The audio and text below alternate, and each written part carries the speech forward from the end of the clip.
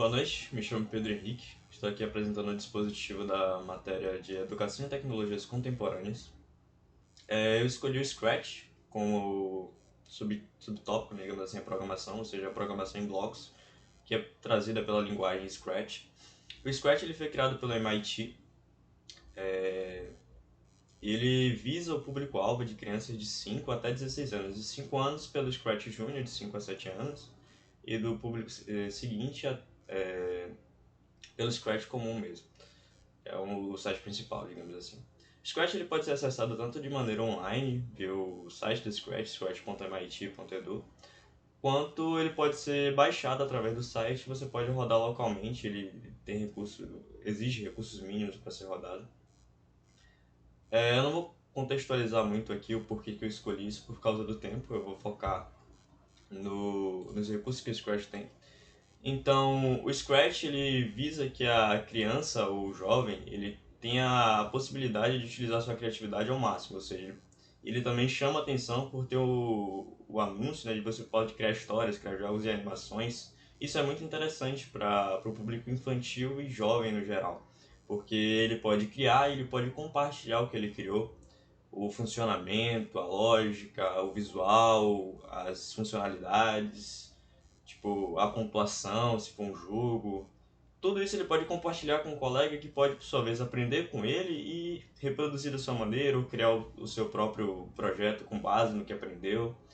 E além disso, o Scratch ele tem toda uma página de ideias onde você possui um guia de tutoriais que ensinam você a fazer determinadas ações. Então, isso fica bem autoexplicativo, né? Porque ele já tem essa biblioteca de tutoriais pronta.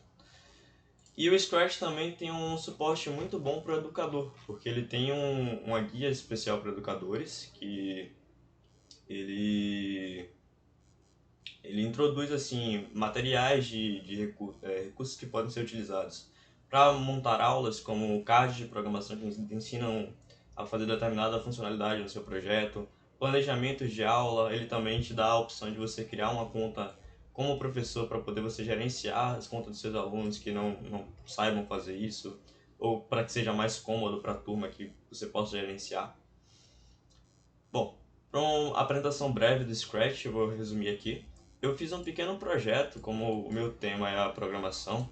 Eu fiz um pequeno projeto envolvendo o problema da raposa, do milho e da galinha. Basicamente, isso é um problema clássico que é utilizado para você ensinar lógica de programação e raciocínio lógico.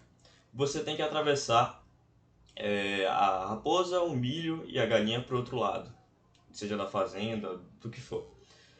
Mas a raposa não pode ficar sozinha com a galinha, porque senão a raposa mata a galinha. E nem a galinha pode ficar sozinha com o milho, porque senão ela come o milho e nenhum os três não chegam juntos do outro lado.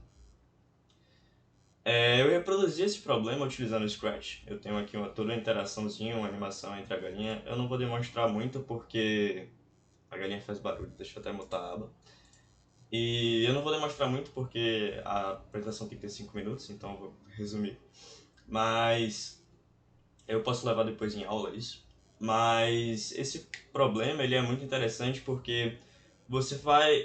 eu esqueci também de uma limitação. Além de você não poder ter esses dois elementos juntos, né? A galinha, o milho, a raposa e a galinha, você também só pode levar dois por vez, ou seja, sempre um vai ficar. Então você tem que determinar de maneira lógica, ou seja, de maneira algorítmica, de como você vai executar isso, ou seja, quais passos você vai executar. Primeiro você vai atravessar a galinha, primeiro você vai atravessar o milho, primeiro você vai atravessar o milho e a raposa, porque eles não têm nenhuma interação. Então, esse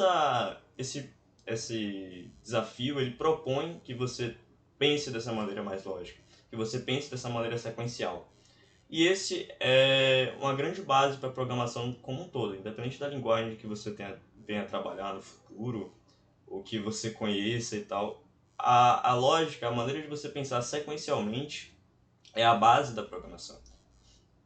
E não só, eu sinto que, eu vou falar agora em um cunho mais pessoal, eu sinto que depois que eu aprendi programação, a minha capacidade de resolução de problemas melhorou muito, porque eu posso sequenciar um determinado caso e isolar variáveis, isolar qual coisa pode ser tomada para cada ato, etc.